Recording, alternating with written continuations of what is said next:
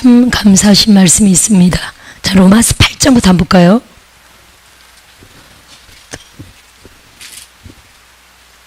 자, 설교를 빨리 끝내고 또 우리 신사랑 목사님께서 올라가셔서 예언 이어서 하실 수 있도록 하겠습니다. 로마서 8장 놀라운 말씀이 있습니다. 8장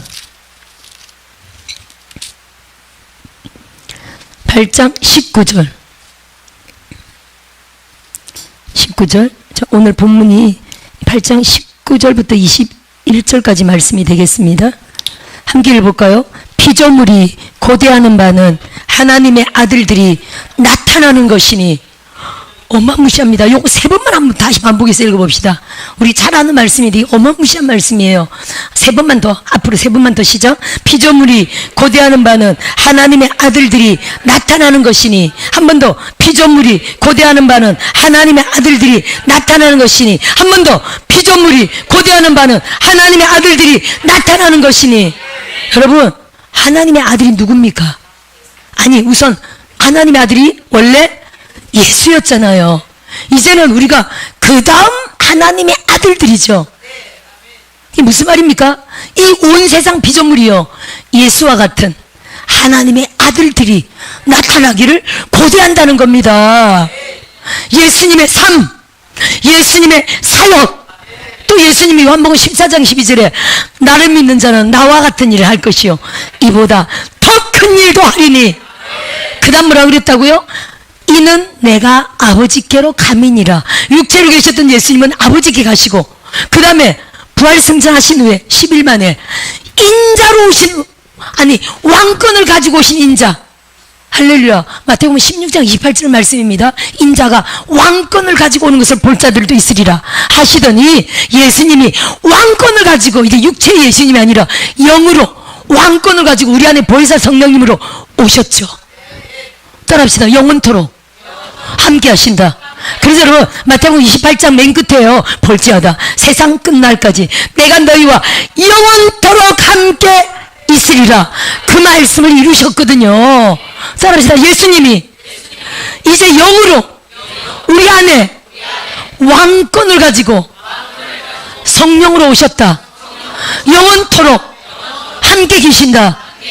이겁니다, 여러분. 그래서 세상 모든 피조물들이요, 하나님의 아들들이 나타나기를 기다린다는 거예요. 우리 모두 하나님의 아들들이죠. 아, 난 딸인데요. 하늘나라는 딸 아들 개념이 없어요. 따라서 다 하나님의 아들들이다. 할렐루야. 지금 피조물이 고대한다는 것은 무엇입니까? 예수님 같은 삶을 살며 예수님 같은 사역을 하며 예수님보다 더 큰 일들을 하는 이 시대 왕권으로 오신 왕이신 예수님, 성령님이죠. 그분을 모시고 하나님의 아들을 드러내는, 이 말씀 하시는 거거든요. 옆에 말해봅시다. 당신을 온 세상 피조물이 나타나길 기다리고 있습니다. 따라합시다. 나는 하나님의 아들이다. 세상 모든 만물이요, 하나님의 아들들이 나타나기를 기다리고 있다니까요. 이렇게 말해볼까요? 따라합시다. 내 안에 영웅이 있다. 할렐루야. 아멘. 내 안에 왕이 있습니다. 여러분, 그래서 우리가 작은 거인이란 말을 자주 씁니다. 특히 저 같은 경우는 너무 쬐끄맣기 때문에 특히 예언이 그래요. 예언을 받으면 당신은 결코 작지 않다. 너는 작은 거인이다. 뭐 이런 말, 여러분도 그런 말씀 많이 들었을 겁니다. 특히 저 같은 사람은 쬐끄마니까 너는 결코 작지 않다. 아마 이렇게 뭐 거인이라는 말을 자주 씁니다. 따라합시다. 무슨 말입니까? 따라합시다. 내 안에 영웅이 있다. 영적으로 큰 거인이 있다는 겁니다. 이거를요, 따라합시다. 드러내자. 하나님의 아들들이 나타나기를 고대한다니까요. 얼마나 놀라운 말씀인지 모릅니다. 그 다음에 읽어볼까요?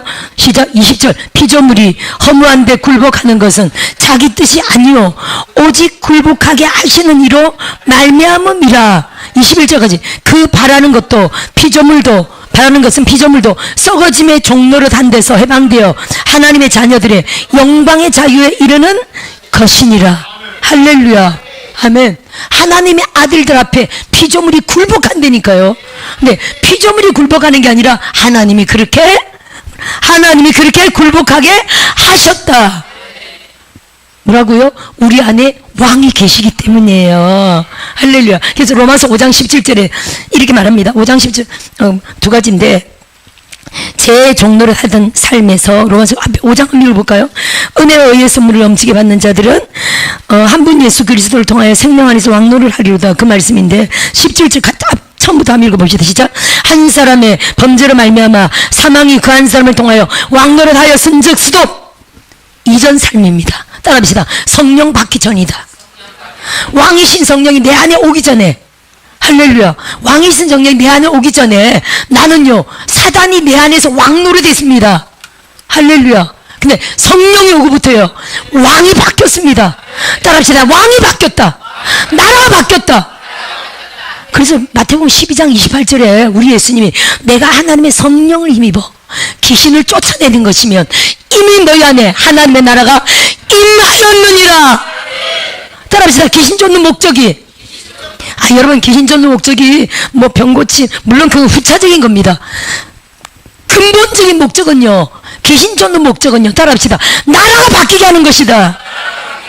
사단에게 종로로 다는 사단의 나라였는데 사단의 나라가 축출되고 하나님의 나라로 바뀌었다는 거예요. 따라합시다. 이게 복음이다. 이게요, 나라가 바뀐 게 복음이에요. 왕권이 바뀌는 게 복음입니다.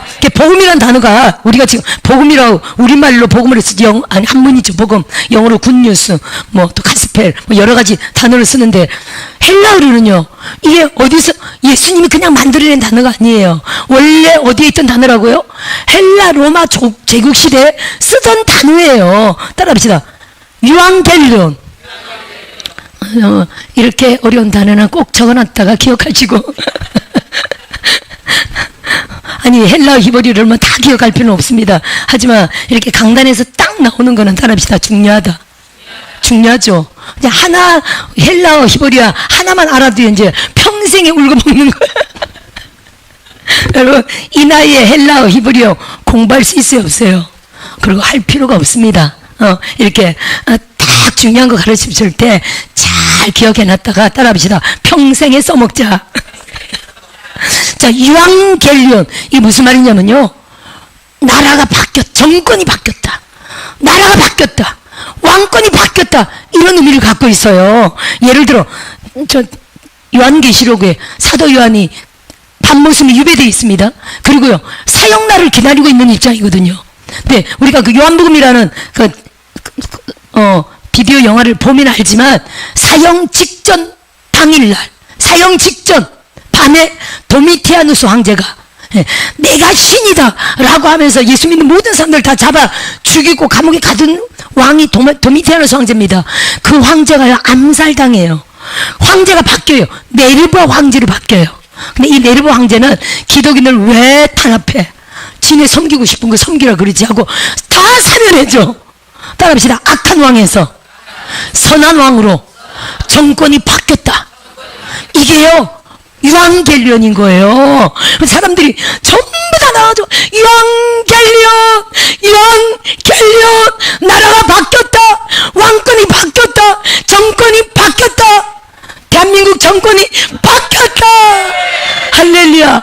따라합시다. 무찌르자, 공산당, 때려잡자, 김일성 주체 사장이죠. 이게 어떤 한 분이 천국을 입신했더니 제 집을 봤대요. 제 집을 봤더니 집안에 들어갔더니 현판이 있더래. 그 현판에 무찌르자, 공산당, 때려잡자, 김일성 이게 있더래요. 그럼 여러분, 이거 영적으로 때려잡으면서 대한민국을 하나님의 선한 나라로 세운 우리 기도하는 사람들이 상이 있다는 겁니까, 없다는 겁니까? 할렐루야. 여러분, 중요하죠.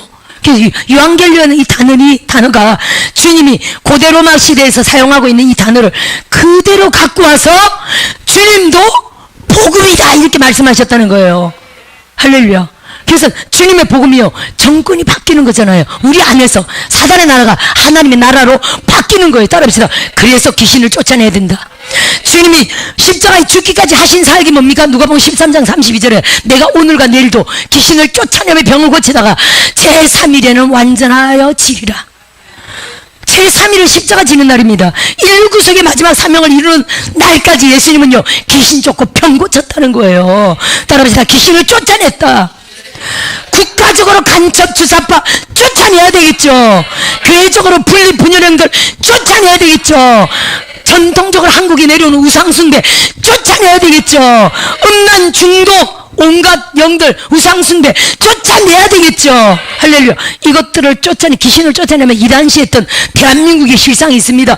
몸집은 엄청 큰 교회들이 다 성장해놓고 귀신 쫓으면요 이단시 했잖아요. 그랬더니 한국교회가 이런 위기를 맞은 거예요. 여러분 따라합시다. 정답이 성경에 있다. 아니 예수님처럼 해야 되는데 왜 귀신 쫓는데 이단이라고 합니까? 너무 무식한 거 아닙니까? 여러분 옆에 말해보세요. 이제부터 귀신 쫓는다고 이단이라 하면 무식하다고 말하세요. 할렐루야. 아니 눈이 성경을 보세요. 무식한 거 아닙니까? 예수님 평생에 귀신 쫓았는데 대한민국이 지금 말로 가요. 한국 교회들이 귀신 쫓지 않아서 그럽니다. 여러분 대한민국에서 귀신 쫓아내야 되겠죠. 교회 안에서 귀신 쫓아내야 되겠죠. 가정 안에서 귀신 쫓아내야 되겠죠. 얼마나 음란한 영이 판을 칩니까 여러분. 얼마나 중독형이 판을 칩니까. 할렐루야. 목사님들도 병들어서 돌아가신 분이 얼마나 많습니까. 목사님들도 교회 성공하고 난 후에 나중에 타락해서 잘못되는 분들이 얼마나 많습니까 여러분. 따라서 다 귀신의 영이다. 음란하고 중독 아닙니까 여러분. 할렐루야. 만몬신 아닙니까. 귀신이다. 따라합시다. 돈 사랑하는 것도 귀신이죠. 우리는 돈을 구해야 됩니다. 지금 이것도 재정 집회잖아요. 할렐루야. 갑자기 돈 재정. 신명기 8장 18절에 재물 얻을 능이 있어요 없어요? 재물 얻을 능, 그 능력과 기름을 부어달라고 기도하는 이 성회잖아요. 언제 할지는 모르겠지만 아 재물 얻을 성회가 맞네. 유튜브에 나오나? 100억짜리잖아요. 코팅한 거지만 어떻게 하라고요? 지갑에 넣어놓고 재물 얻을 재정이 들어올지어다 예수 이름으로 라고 볼 때마다 기도하라는 거죠. 할렐루야. 아멘. 이런 초자연적인 역사가 있어요 없어요? 아니 성경적으로 있어요 없어요? 그래서 우리는 재정을 위하여 기도하되 돈을 사랑하면 안 되죠. 아멘. 재물을 다스리고 하나님 나라와 복음을 위하여 사용하는 종들이 돼야 되겠죠. 할렐루야. 이 땅에 쌓아두는 게 아니라 하나님의 나라를 확장하는 데 사용해야 됩니다. 할렐루야. 성경대로 해야 될 줄 믿습니다. 그래서 여러분 만몬신조차도 귀신이므로 우리는요 국가적으로 한국교회 또 우리 교회 가정적으로 내 개인 안에서 계속적으로 우리의 사명을 방해하는 모든 영들을 쫓아내는 그런 사역과 삶을 살아야 될 줄 믿습니다. 예수님이 하신 주사역이 뭡니까? 마태복음 4장 맨 끝에 있지만 예수님을 가르치고 전파하고 그리고요 귀신 쫓고 병 고치는 치유사역이었죠. 할렐루야. 따라합시다. 그냥 예수님이 하신 대로 만 하면 된다. 할렐루야. 그러면 삽니다. 할렐루야. 한국교회 미래, 대한민국의 미래가 거기에 있을 줄 믿습니다. 아멘. 그래서 제가 복음에 대해서 잠깐 설명했는데 복음이라는 단어가 그렇다는 거예요. 예수님이 만들어낸 단어가 아니라 그 당시 로마 제국에서 사용하던 단어를 그대로 갖고 왔다. 그럼 또 하나 볼게요 여러분. 교회라는 단어가 있습니다. 우리 지금 한문이죠 교회. 그죠? 가르칠 교 모일 해자입니다. 교회. 그러면 헬라어로는요 따라합시다. 에클레시아. 이것도 꼭 적어 놓으세요. 따라합시다. 에클레시아. 평생 써먹자. 너무 중요합니다 여러분. 에클레시아가 뭐냐면 여러분 그때 로마 제국 시대에 있던 시민 의결기관이에요. 시민단체. 지금 말하면 국민 저항권을 발동하는 의병이죠 일종의. 그쵸? 2030들 막 일어나잖아요. 어떤 사람은 의병이라고 말할 정도 돼요. 뭐 총칼만 안 들었다 뿐이지 진짜 뭐 총칼 맞고 죽으면 진짜 의병인 거야. 그렇잖아요. 하나님의 의로운 일로 지금 일어나는 자들입니다. 그 당시도 국회가 있고 이렇게 입법기관이 있었지만 우리도 보면 지금 어딥니까? 이 민주당에서 더불어민주당이죠. 그러니까 제가 그 피켓을 보니까 더불어공산당에 적혀있대요. 그래 더불어공산당에서 여러분 막 법으로 엄청나게 제정했습니다. 청계 제정했습니까? 못된 놈들이네. 아니 여러분 지금 다 모르죠. 저도 지금 처음 들었는데 1년 동안 법을 지 맘대로 천계를 만들었다는 거예요. 우리가 모르는 법도 지금 천지야. 지금 우리 서울 신학생들 다 오셨네. 저분들은 한남동 그 관저까지 맨날 가던, 하여튼 여기는 좀 멀죠. 여기는 한 2시간 넘게 걸릴 겁니다. 저기는 3, 40분이라 저분들은 목숨 걸고 그때 지켰어요. 그런 분들이에요. 그러니 정보가 더 빠삭하죠. 확실한 정보입니다. 믿어도 됩니다. 네, 할렐루야. 하여튼요, 이렇게 법을 막 제정하는 국회죠. 있습니다. 근데 거기에 대해서 법이 다 좋아요, 안 좋아요? 법이라는 게 안 좋습니다. 자기들 위주로 하기 때문에 악법이 있습니다. 악법에 대항하여 일어나는 막 거의 뭐 데모식으로 막 일어나는 의병들, 그 단체를 에클레시아를 했다는 거예요. 이해되십니까?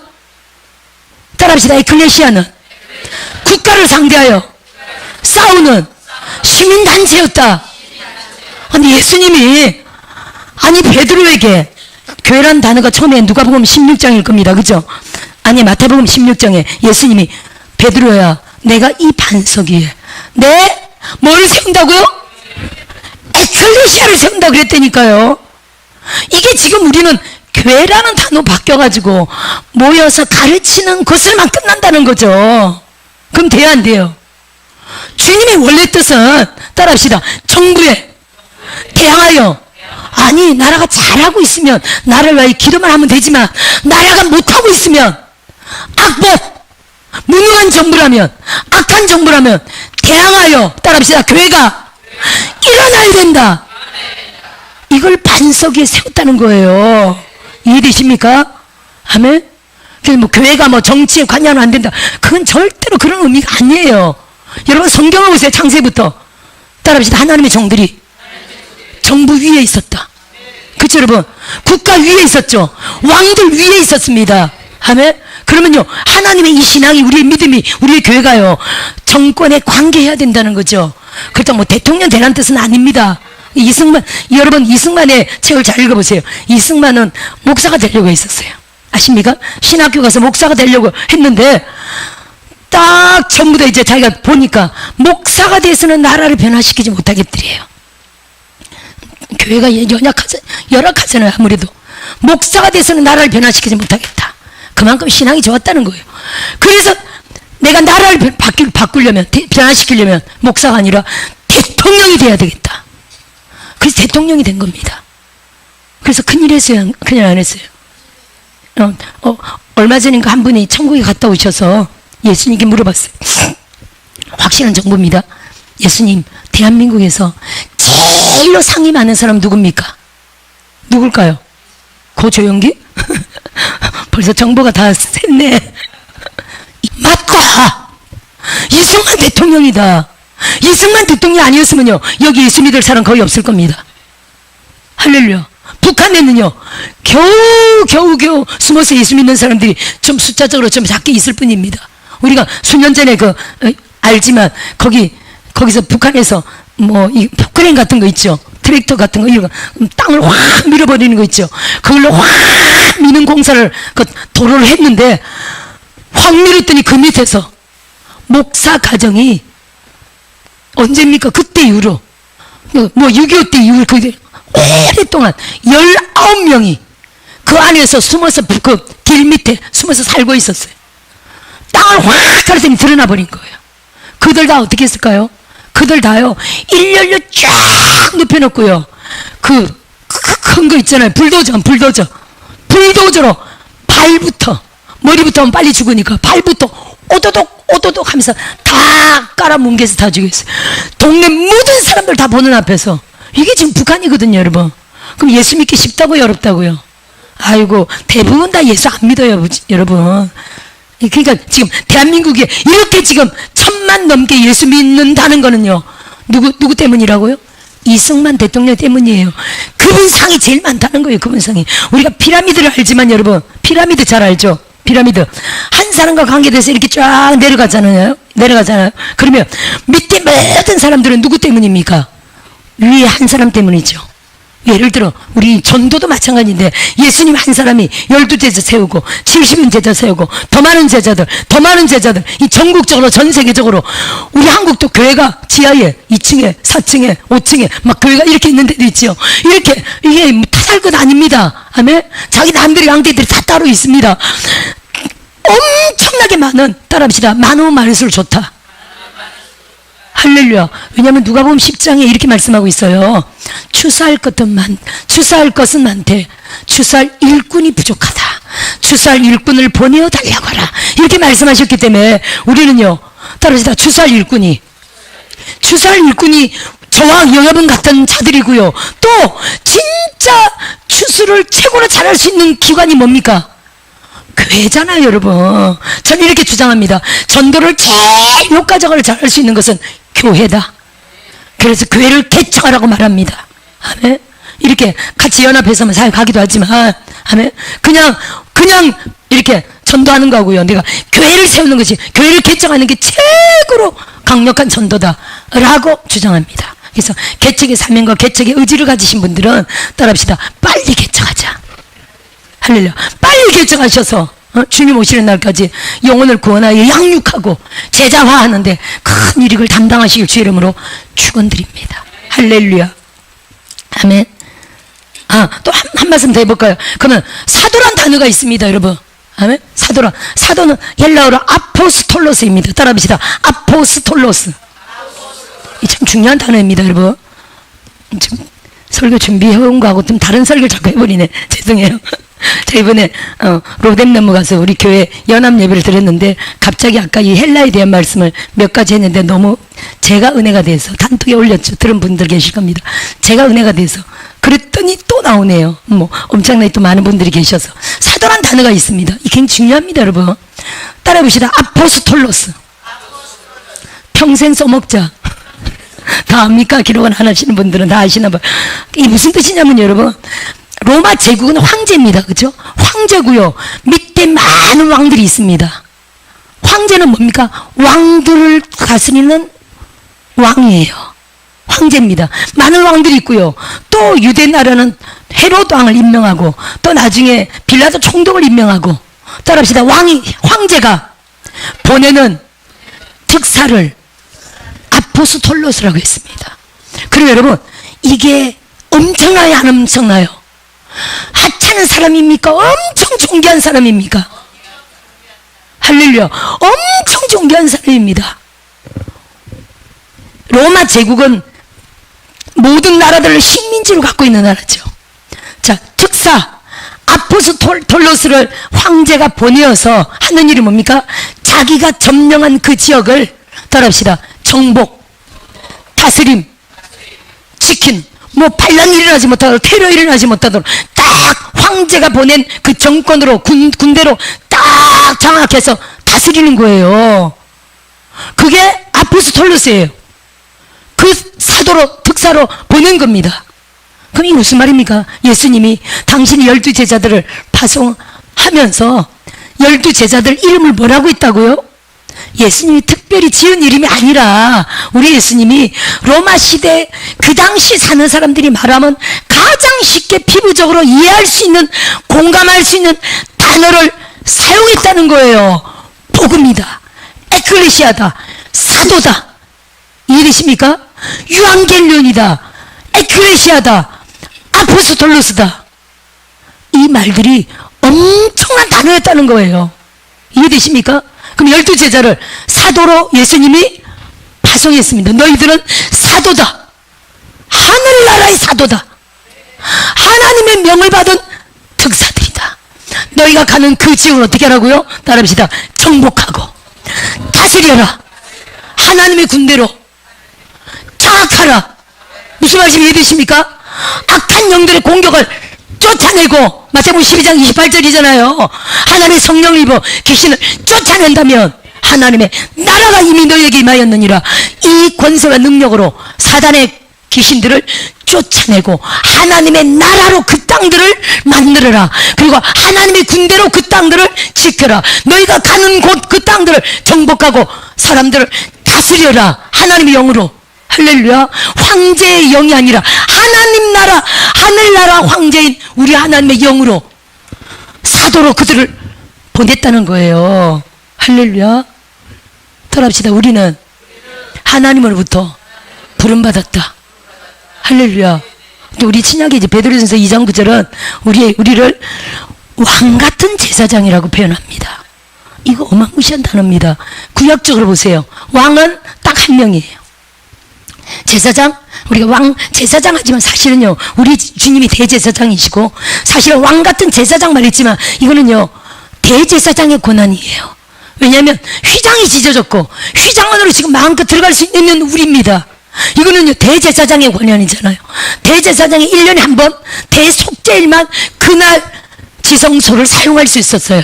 이게 대제사장의 권한이죠. 할렐루야. 대제사장 권한입니다. 그래서 왕같은 제사장이 있지만 대제사장의 권한이고요.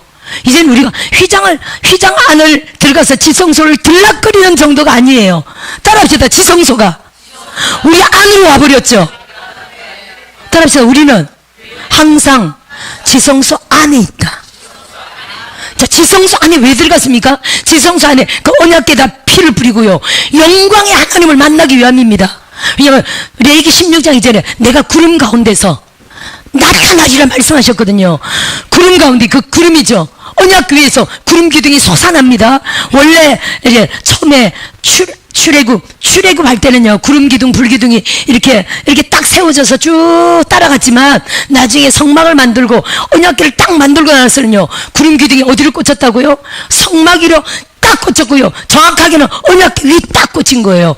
언약궤에서 구름이 지성소 안에서 계속적으로 뭉글뭉글 피어나면서 성막을 뚫고 하늘로 쫙 올라가면서 200만 명 전체를 구름으로 확 덮는다는 거예요. 이동할 때 전체 구름이 따라간다고 생각해 보세요.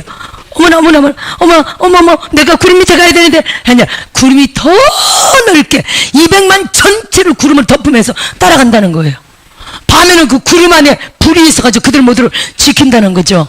할렐루야. 그래서 지성소에 들어간 이유는 피를 뿌리고 구름 가운데서 영광 가운데 나타나신 하나님을 배우기 위함이거든요.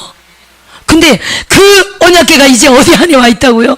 우리 안에 와 있어서, 따라합시다. 나는 마음만 먹으면 언제든지 영광의 주님을 배웁는다.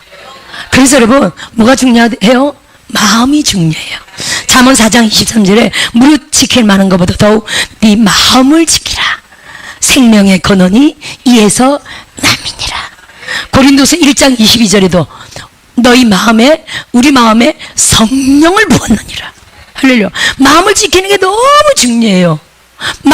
아니 이미 지성소로 언약궤가 우리 안에 와 있는데도 내가 마음을 안 먹으면, 따라합시다. 영광의 주님을 못 만나죠. 내가 마음먹기에 따라 영광의 주님을, 여기 계신 하나님을 만나기도 하고 안 만나기도 하고. 따라합시다. 그래서 항상 깨어 있어야 돼요. 항상 주님과 24시간 성령 안에서 무시를 기도하는 종들이 되셔야 할 줄 믿습니다. 할렐루야. 아멘. 그래서 피조물이 고대하는 바는 하나님의 아들들이 나타난 건데, 본문을 다 못하겠네. 조금이라도 해볼게요. 옆으로 세면서 다른 얘기들을 주님 많이 하셨네. 자, 중요한 거는 한 번 더 해봅시다. 내 안에 영웅이 있다. 자, 우리 로마서 5장 17절 안 읽었죠? 읽다가 말이었을 거요 아마? 그러네. 읽다 말았네. 로마서, 여러분 펼친 게 지금 로마서 5장 17절이죠. 왜 옆으로 샜는지 기억 안 나는데 한번 읽어보시죠. 다시 시작. 한 사람의 범죄로 말미암아 사망이 그 한 사람을 통하여 왕노릇 하였죠. 여기까지. 그 다음 시작. 더욱 은혜와 의의 선물을 넘치게 받는 자들은, 이제 알겠습니다. 보세요. 자, 보세요. 사망이 왕노릇 했고요. 지금 이제 지성소 얘기했잖아요. 이제 연결되는 말이 맞네요. 성령이 지금 이렇게 뺑 도시는 건데, 보세요. 이제는 영광의 주님이 우리 안에 계시고 지성소가, 언약궤가 우리 안에 있습니다. 이제는요, 우리가 보세요. 더욱 은혜와 의의 선물을 넘치게 받는 자들로 항상 있어야 하는 게 관건이에요. 이해되십니까? 한 번 더 말해봅시다. 내 안에 영광의 언약궤가 있다. 영광의 주님이 안에 있다. 근데 보세요. 마음먹기 달렸다 그랬죠? 생각하기 달렸다 그랬죠? 어떻게 사느냐에 달렸다 그랬죠? 아멘. 그래서 여러분, 은혜와 의의 선물을 늘 사모해야 돼. 따라합시다. 은혜를 사모한다. 오늘 이렇게 나타온 모든 분들은 이게 은혜를 사모하는 거예요. 우리가 눈이 똘망똘망 해가지고 지금 설교 듣고 있잖아요. 이게 은혜를 사모하는 거예요. 은혜를 사모하는 자들에게는요, 하나님이 의의 선물도 주셔요. 예를 들어 의의 선물은 이런 거예요. 제가 이 부분을 참 좋아하는데, 마태복음 20장에 보면, 본문은 계속 거기 접어놓고요, 20장에 포도원의 비유가 있습니다. 결론적인 말은 뭡니까? 따라합시다. 나중된 자가 먼저 되는 경우가 많다. 이게 의의 선물이라는 거거든요.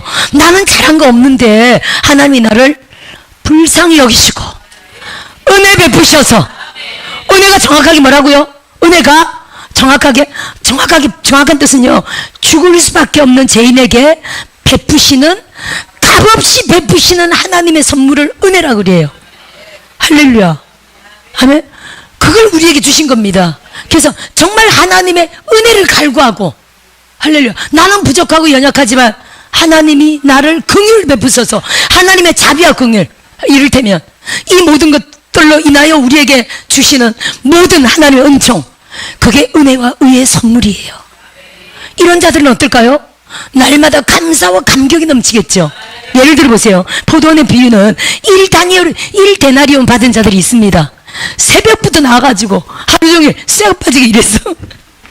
1데나리온 받았어. 감사 감격이 넘칠까요? 당연한 거지. 그쵸? 이거 이렇다는 거예요, 여러분.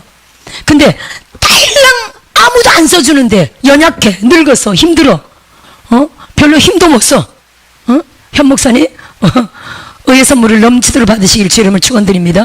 이것도 믿음이에요. 의의 선물 받는 것도 믿음입니다. 아, 나 연약한데, 아이고, 이 나이에 무슨 개쩍. 아니에요. 할렐루야. 하나님의 영을 따라 하시길 주 이름을 축원드려요. 이렇게 이해하셔야 돼. 내가 지금 이 상태에서 교회를 개척 안 하는 것보다 개척하는 게 훨씬 영광스럽다. 주님 오시는 날까지. 이렇게 이해하시면 돼요. 아멘. 그러면 하고자 하면 하나님 열어주십니다. 하고자 하면 열어주십니다. 정렬한 목사님 못 오셨죠, 오늘? 얼마나 주의 일이 바쁘면, 이번에 1월 달에 개척했잖아요. 얼마나 주의 사역이 바쁘면 못 오잖아요. 내일 오시겠지. 아니, 그렇게 하여튼 자꾸 사람 붙여주잖아요, 사역을. 맞습니까, 안 맞습니까? 동생 전도사님. 할렐루야. 뭔 얘기하다가. 의의 선물. 그렇죠. 근데 늦게 오고 연약하고 정말 돈 벌 수 있는 이런 여건이 안 되는 사람 아무도 안 불러줍니다. 근데 딸랑 1시간만 일했는데 똑같이 1단위를 줬다. 이들의 마음은 어떻습니까? 감사와 감격이 넘치죠. 주님이 원하시는 건 그거예요. 감사와 감격. 할렐루야. 그럼 저는 감사와 감격이 넘칠까요, 안 넘칠까요? 김지현 목사님, 저는 목사님보다 감사와 감격이 더 넘쳐요. 아, 그래요? 왜냐면, 예를 들어, 예를 들어, 엘리트지, 거의 천재적이지, 석사, 박사, 이런 분들에 비해 저는요, 좀, 절대 성도들이 말하지 말라 그러는데, 하여튼 저는 세상에서 40까지 안 해본 것이 없어요. 맨 처음 한 게, 그냥 요거 말하죠. 맨 처음 한 게 껌파리. 제가 세상 일 맨 처음 한 게 껌파리. 맨 나중에 한 게 야쿠르트. 거의 하여튼, 험한 일 안 해본 게 없어요. 그럼 대충 이해되시죠? 무슨 일? 예를 들어, 이것도 있어요. 밤중에 이거 통 들고 다니면서, 뭐 했다고, 찹쌀도. 그것도 있어요. 밭철도 이런 거는 거의 없고, 저것도 있어요. 제가 그때 이제, 그때 뭐가 나왔냐면, 버스 안녕 학원이 나왔었어. 버스 안녕 학원이 막 전국적으로 생겼어요. 그래서, 어서오세요. 안녕히 가세요. 어서오세요. 안녕히 가세요. 그 학원 가서 훈련받고, 빵떡 모자 딱 쓰고 버스 안내대 보고. 하여튼, 40까지를 안 해본 게 없을 정도로, 네, 이렇게 했었습니다. 그러면요, 저같이 제가 생각할 때 비천하고 낮은 사람을, 따라합시다. 비천하고 낮다. 죄송합니다. 전국의 모든 힘든 일 하는 사람들을 비천하고 낮다 해서 너무 죄송합니다. 아니, 스스로 비천하다, 낮다, 위치가 아니 뭐 고려대 경영학 박사님도 계신데 할렐루야. 저런 분에 비하면 너무 비천하죠. 근데 하나님이 저를 뽑아가지고 할렐루야 지금 하나님의 종으로 사용하시고 계시죠. 그러면 저는요 죄송합니다만 여러분들보다 훨씬 감사와 감격이 넘쳐요. 이 감사와 감격이 넘치는 영으로 주 앞에 죽을 때까지 가는 거예요. 주님은 이걸 원하신다니까요. 주님이 원하시는 게 뭐라고요? 우리가 잘나서 당연한 은혜로 당연한 것으로 당연한 대가로 하는 것보다 주님은요 그래서 고린도전서 1장에 나오잖아요. 할렐루야. 약한 자를 들어 강한 자를 부끄럽게 하시고, 그게 무슨 말입니까? 그런 자를 선택하신다는 뜻이잖아요. 그렇게 선택하셨거든요. 고린도전서 1장이죠. 보세요. 형제들아 너희를 부르심을 보라. 육체를 따라 25절에 26절에 지혜로운 자가 많지 아니하며 능한 자가 많지 아니하며 문볼 좋은 자가 많지 아니하도다. 그러나 하나님께서 세상의 미련한 것들을 택하사 지혜 있는 자들을 부끄럽게 하려 하시고 세상의 약한 것들을 택하사 강한 것들을 부끄럽게 하려 하시며 하나님께서 세상의 천한 것들 멸시받는 것들과 없는 것들을 택하사 있는 것들을 폐하려 하시나니 이는 아무 육체도 하나님 앞에서 자랑하지 못하게 하려 하심이라. 자랑할 게 아무것도 없다니까요.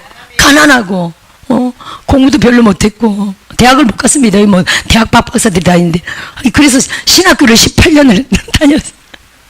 그 신학교를 다닌 결론이 제가 신학교 다닌 걸로는 교회에 아무것도 사용치 못하더라고요. 그래서 제가 하나님이 저를 통해 세워진 건 이 능력 신학교예요. 제가 교회를 해보니까 신학교 때 배운 그 많은 학문들은 아무 소용없었어요, 사실은. 그래서 여러분, 주의 사역자, 주의 제자, 교회 목사님들, 정말 교회 사역, 복음 전도자, 세계 선교사, 우리가 배워야 할 거는요, 성경입니다, 오직.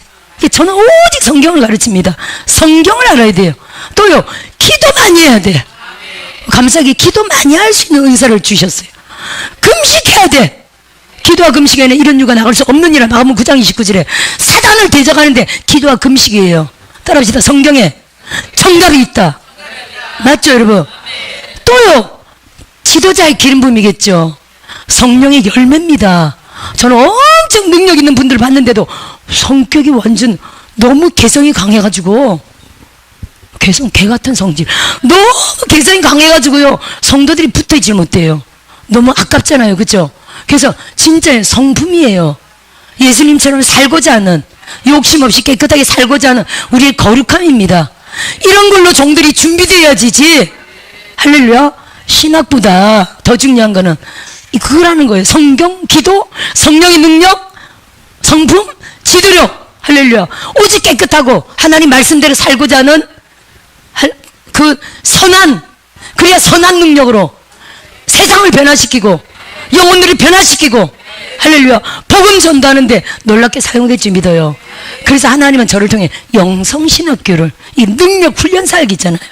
숙제도 보세요. 저 과제, 석사 박사 과정, 신학교 과제가 엄청 있지만 할렐루야 엄청 있지만 전부 다 과제가 거의 뭐 성경 필사, 성경 읽기, 성경 문제집, 할렐루야 전부 그런 과제죠.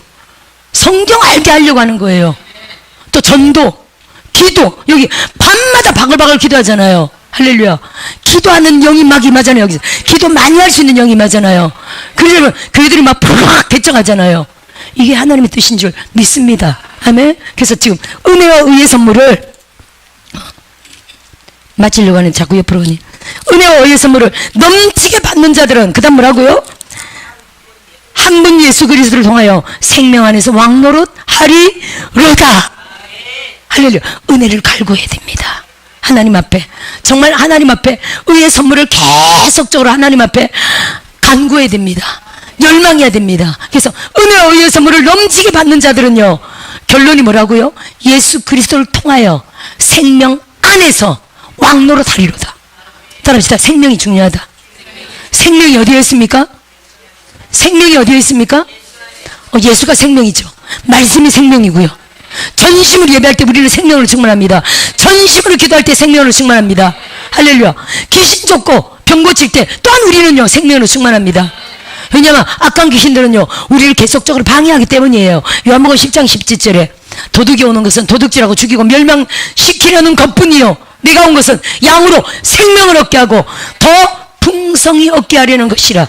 예수 생명, 말씀 생명, 할렐루야. 예배를 통해서 우리의 전 삶 가운데 하나님의 생명으로 넘칠 때 할렐루야 우리 입에서는 자동적으로요 예수 이름으로 더러운 귀신아 떠나가라고 나온다는 거예요. 왕노릇하리로다. 할렐루야. 아멘. 예수 피가 나온다니까요. 여러분 생명이 부족할 때는요 이상하게 예수 피가 안 나와요. 많이 경험했을 겁니다. 이상하게 예수 피가 안 나와. 예배가 좀 게으르지고 기도가 좀 게으르지고 하면요 자꾸만 고통만 받아. 눌려서 고통만 받아. 왜 이렇게 아프지? 왜 이렇게 힘들지? 하고 눌려서 고통만 받아. 예수 피가 생각이 안 나. 예수 이름이 생각이 안 나요. 여러분 경험해 봤을 거예요. 할렐루야. 그러다가 너무너무 고통받다가 이제 주님의 은혜가 임하는 거죠. 어머 세상에 내가 이렇게 힘든데 예수 피를 뿌리면 되는데 왜 내가 이렇게 고생을 하지? 하고 예수 피를 막 뿌리면서 해결이 되는 거예요. 예수 이름으로 막 쫓으면서 해결이 되는 거예요. 할렐루야. 너무 아파가지고 예를 들어 여러분 연약한 자들 보면 아파가지고 하나님 도와주세요. 하나님 도와주세요. 하나님 도와주세요. 그럼 눌려가지고 그때는 예수 피 예수 이름이 생각이 안 난다니까요. 그냥 하나님 도와줘.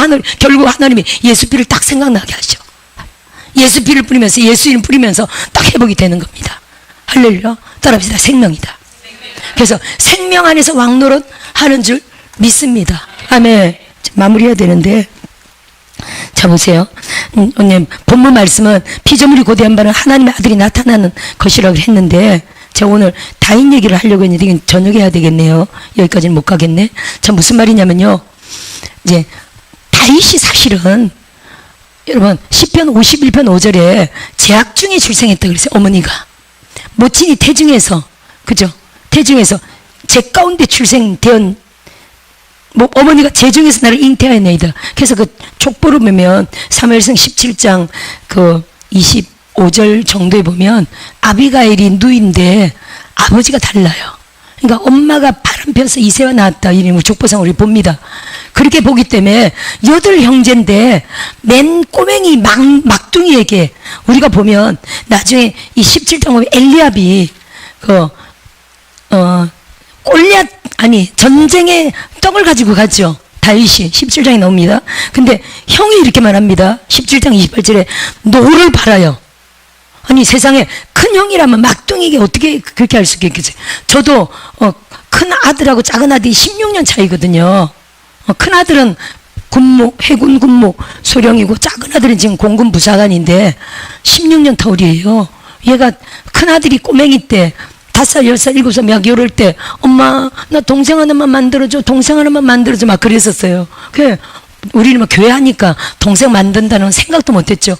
왜 그랬더니 엄마 나 부하 삼을 거야 막 그랬었는데 결국 걔가 17살 때 아기를 낳아준 거예요. 그랬더니 엄마 지금 동생 만들어주면 어떡해 자기는 이제 학교 다니고 바빠야 되니 지금은요 부하가 아니라 동생 치다거리 해야 되잖아요. 지금 동생 만들어주면 어떡해 그랬는데 세상에 그 16년 터울난 동생을 얼마나 사랑하는지 지금 하여튼 동생이 형 하면은 깔딱해요. 너무 좋아하고 이렇게 하여튼 사랑하는 관계거든요. 근데 여기는 8 형제니까 뭐 16년 이상 더 나을 수도 있죠. 터울이 그렇죠? 막둥이한테 노를 바라며 네가 어찌하여 이리로 내려왔느냐. 아버지가 보냈잖아요. 심부름을. 들에 있는 양들을 누구에게 맡겼느냐. 나는 너의 교만과 내 마음의 완악함을 하노니. 이거 큰 형이 막둥이 동생한테 할 말입니까? 왜냐면 이렇게 사무엘상 16장 13절에 그 사무엘이 기름 붓는 장면을 봤잖아요. 그게 왕의 기름을 붓노라 이거거든요. 그러니까 그 가족 중에서 아들들 중에서 왕으로 다윗이 선택받은 걸 알기 때문에 다들 솔직히 좀 꼬라지가 났다고 봐야 되겠죠. 네 마음의 교만과 네 마음의 완악함을 하노니 네가 전쟁을 구경하러 왔도다. 이거 지금 형들과의 관계성을 알 수 있죠. 그리고 보세요. 8 형제를 이새가 사무엘이 이새와 그의 아들들을 다 청했어요. 막둥이는 남겨놨다는 거예요. 양을 치고 있습니다. 예를 들어 양을 칠 사람이 없었으니까 그렇겠죠. 뭐 그렇다면 그럴 수도 있어. 근데 절대로 아니에요. 양 치는 자가 있어요. 따로 이 집이. 왜냐면 사무엘상 17장 20절에 군대로 갈 때, 다윗이 군대로 떡을 가지고 갈 때 양 지키는 자에게 맡기고 군대로 갔다, 이렇게 기록되어 있어요. 그러면요, 8형제를 다 사무엘 앞에, 그 존귀한 사무엘 앞에 싹 목욕 제기하고 깨끗하게 해서 세워놔야 되겠죠. 근데 다윗은요, 양을 지키러 떼놨다는 건 무슨 말입니까? 그냥 다윗은 하찮은 존재였다는 거예요. 이해되십니까? 이런 족보상을 갖고 있기 때문에 그래요. 이런 거절감이 다윗에게 있었다는 거예요. 따라합시다. 거절감. 버림받음과 거절감이 다윗 안에 있었고요. 또 사람들을 통해서 나를 하찮게 여기는, 예를 들어 제가 이런 비유를 자주 얘기하지만 누굽니까? 미운 오리 새끼. 미운 오리 새끼는요, 거절감이 그 안에 있어. 버림받음이 그 안에 있어. 아니, 다르게 생겨가지고 오리들은 새끼가 이렇게 예쁜데 백조 새끼는 좀 덜 이쁜가 봐요. 아니, 다르게 생겼어. 쟤 왜 이렇게 생겼어? 날 때, 야, 넌 오지 마. 쟤는 이렇게 오리들이 이렇게 하고, 쟤는 아니, 그 그림 안에, 그 미운 오리 새끼 그림 안에 있어. 구석탱이 가지고 이렇게 버림받은, 거절당함, 하찮게 여김당한. 그러다가 나중에 백조가 돼서 날아가는 내용이 있잖아요. 아, 나는 하찮은 존재가 아니라 나는 저들과 다른 영광스러운 백조였구나. 할렐루야. 다윗이요, 이런 거절감과 하찮게 여김을 받은 존재였는데 늘 그로 말미암아 늘 양떼들과 함께 하나님을 찬양할 수밖에 없도록, 따라합시다, 그런 환경으로 이끌고 가셨다. 아니, 형들과 막 놀고 사랑받고, 아이고 우리 다윗, 아이고 우리 다윗, 아빠 엄마 형들 막 이런 존재가 아니라 왕따, 그리고 누구? 양들과 하나님만을 추구하는 영으로 하나님이 이런 환경을, 따라합시다, 환경을 허락하셨다. 우리 삶에 적용이 될지 믿어요.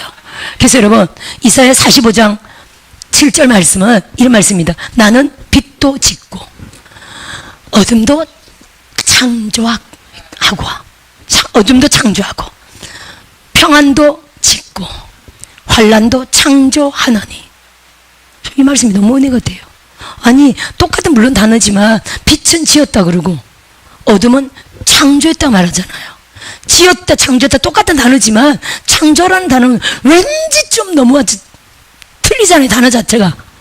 평안은 지었다 말씀하시면서 하나님이 환난은 창조했대요. 따라합시다. 우리 인생의 모든 어려움, 어둠, 고난, 환난을 하나님이 창조하셨다. 누구를 위하여? 다윗을 위하여. 할렐루야. 우리 모두를 위하여. 다윗이 고난 가운데 어머니가 바람피어 낳은 것도 하나님의 창조물이야. 어쨌든 전체적으로 본다면, 그죠? 뭐 바람피는 영, 음란, 이게 다 사탄의 역사지만 전체 우주를 창조하신 하나님의 영 안에서는요, 다윗의 인생을 그렇게 하나님이 허락하신 거죠. 왕따, 거절감, 버림받음, 하찮게 여김 당하면서 오직 아무도 안 안아주고 아무도 사랑 안 해주니까 오직 그의 모든 사랑을 하나님 앞에만 쏟는 거죠. 그래서 8형제 중에 하나님이 보시고 사무엘상 16장 1절 이렇게 말합니다. 내가 이새의 아들들 중에서, 따라봅시다, 한 왕을 보았노라. 할렐루야. 따라봅시다. 한 왕을 보았노라. 여러분, 역대하 16장 9절 보세요. 여호와의 눈은 온 땅을 두루 감찰하사 전심으로 자기를 향하는 자를 위하여 능력을 베푸시나니. 따라합시다. 하나님이 선택하셨다. 능력을 베푸시고 기적을 베푸신다. 여호와의 눈이 온 땅을 두루 감찰하사, 하나님은 사람의 외모를 보지 않고 중심을 보신다고요. 아니, 사무엘도 속았잖아요. 엘리압, 와, 키 크고 잘생기고 빛과 번쩍, 이가 하나님 왕이구나. 아니다. 그 다음 삼마, 아니다. 7명, 아니다. 아니, 누구지? 꼬맹이. 사무엘도 속았다는 거예요. 따라합시다. 사무엘도 속았다. 그럼 하물며 우리는 속을 수 있을까요, 없을까요? 할렐루야. 더 영적 분별력을, 우리는 성령으로 충만한 이 시대에 더 영적 분별력을 가지고 나아가야 될 줄 믿습니다. 할렐루야. 그런 다윗을 하나님이 선택하시고요. 중요한 건 보세요.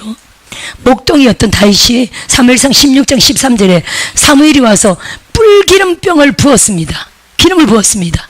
따라합시다. 이날 이후로, 기름 부음 받은 이날 이후로 다윗이 여호와의 영에게 크게 감동되니라. 여러분, 이날 이후로요, 여호와의 영에게 다윗이 크게 감동되었다. 따라합시다. 다윗 안에 있던 영웅이 폭발되었다. 이렇게 보셔야 돼요, 여러분. 여러분, 우리가 사울과 비교한다면, 사울은요, 사무엘상 9장에 나오지만, 사울은요, 준수한 소년이고, 이스라엘 자손 중에 그보다 더 준수한 자가 없고, 키가 모든 백성들이 다 자기 여기 어깨만 왔대. 어깨 위로 컸대. 그러면요, 진짜 골리앗을 대항해야 할 사람은 사울이야. 갑옷 입고 가서 골리앗을 상대해야 돼. 근데 사울은요, 사울은 또 위대한 전사죠. 거인입니다. 근데도 사울도 무서워서 벌벌 떨었어요. 따라합시다. 사울의 힘은 그냥 인간의 힘이다. 다윗은요, 따라합시다. 다윗은 초자연적인 하나님의 힘이다. 여러분, 성령의 기름 부음입니다. 우리 안에 왕으로 오신 왕권 성령님입니다. 예수 그리스도를 통하여 생명 안에서 왕노릇 하리로다. 할렐루야. 인간적인 조건을 갖추고 있지 않았지만 하나님이 택하시고 기름 부으사, 할렐루야, 왕권을 행사하는 다윗으로, 영웅으로, 하나님이 슈퍼 영웅으로 떠오르게 하신 것입니다. 아멘. 저는 오늘 이렇게 말하고 싶습니다. 다윗이 보세요. 우리가 이제 다윗 왕국을 보지만 다윗의 용사들을 압니다. 따라합시다. 다윗의 용사들. 한 기절만 볼까요? 한 기절만. 역대상인데 역대상 11장만 한번 봅시다. 역대상 11장.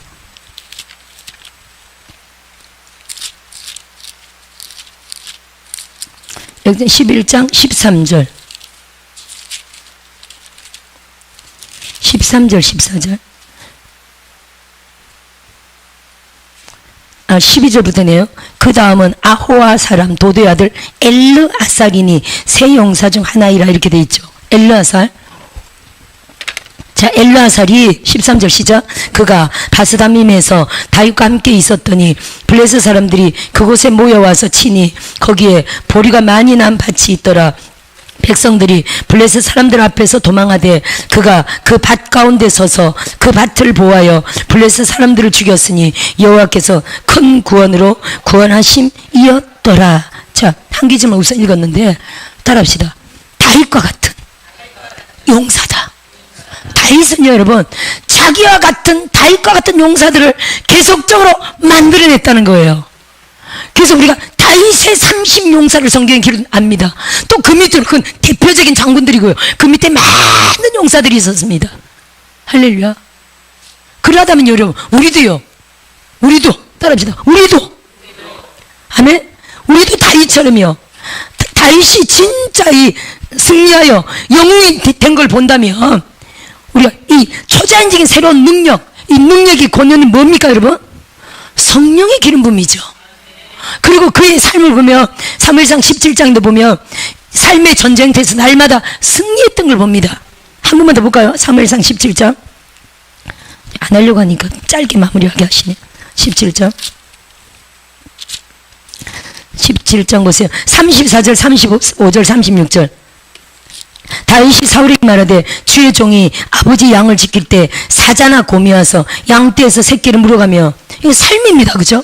다윗의 삶이에요.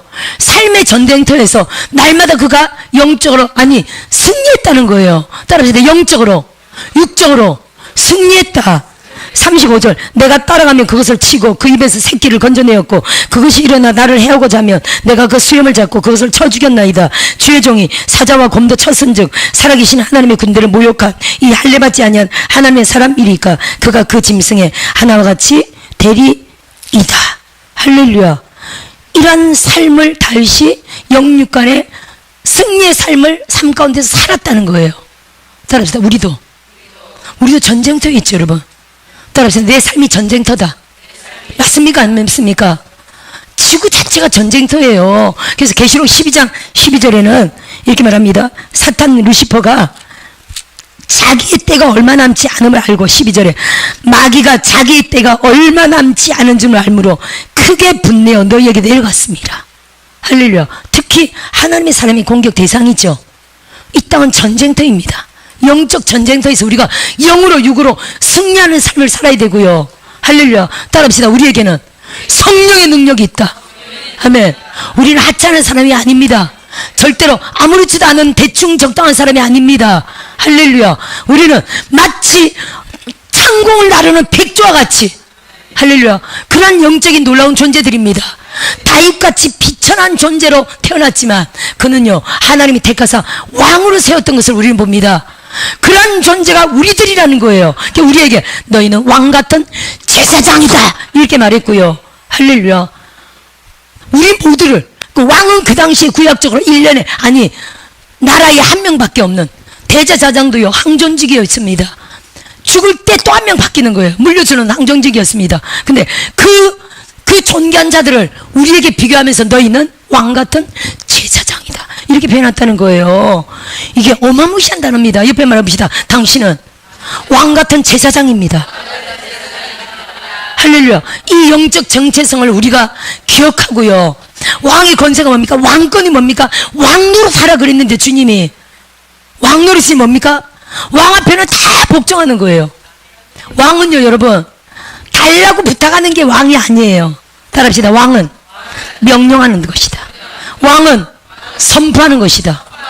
왕권을 행사하시기 주 이름을 축원드려요. 예수 이름으로 떠나가라. 예수의 피로, 할렐루야, 명령하시고, 대한민국 승리를 예수 이름으로 선포합니다. 대통령의 정권의 복을 예수 이름으로 선포합니다. 할렐루야. 이렇게 선포, 명령, 악한 간첩 주사파 예수 이름으로 대한민국에서 떠나가라, 붕괴되라, 멸망하라, 파쇄될지어다, 이렇게 명령하고 선포하는 게 왕권이에요. 우리 이 시대에 우리는 왕권을 행사하여, 할렐루야, 개개인적으로 살고 사명 감당하고 가정이 살고 국가적으로 살고 교회적으로 살아나는 그러한 놀라운 영으로 우리가 이 시대 하나님의 영광의 사람들로 사용되어야 될 줄 믿습니다. 이 시대가 뭘 기다리고 있다고요? 따라합시다. 하나님의 아들들이 나타나기를 기다리고 있다. 한 번 더 말해봅시다. 당신은 이 시대 온 세상 피조물이 기다리는, 나타나기를 기다리는 하나님의 아들입니다. 영웅으로, 한 번 더, 영웅으로 당신을 나타내세요. 한 번 더, 당신은 이 시대 영웅입니다. 할렐루야. 하나님의 사람들은 영웅입니다. 왕같은 제사장들, 당신들은 영웅입니다. 우리를 영웅으로 이 시대에 드러내야 될 줄 믿습니다. 우리를 통해 누가 드러납니까? 하나님의 영광이, 하나님의 능력이, 예수 그리스도의 빛이, 복음의 자유하는 빛이 우리를 통해 드러납니다. 이걸 믿읍시다. 이러한 자로 우리를 더욱 하나님이 활성화시키소서. 우리 안에 놀라운 변화, 부흥, 성장, 성수, 하나도 개혁이 일어나야 됩니다. 할렐루야.